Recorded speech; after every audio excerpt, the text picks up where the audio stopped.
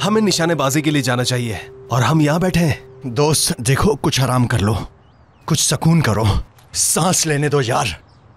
अरे क्या हो गया? यासीन,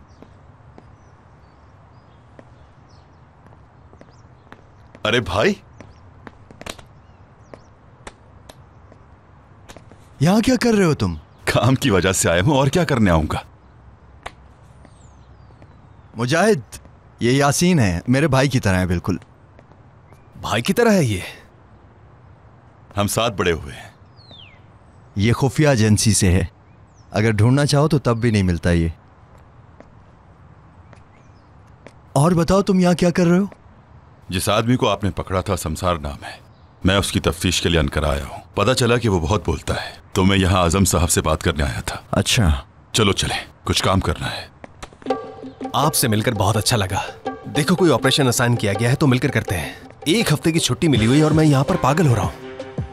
मैं सच बता रहा हूँ, मैं पागल हो रहा हूँ यहाँ। कुछ मत बोलना इसे, ये थोड़ा सा हिला हुआ है। असल में ये बिल्कुल पागल है, सीरियस लेने की जरूरत नहीं है इसे, छोड़ो।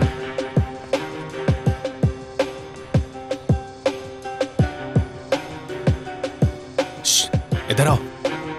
जी जनाब। तुम्हारे लिए एक काम है। कैसा काम जनाब? बहुत खुफिया काम है ये, देखो किसी को पता ना चले।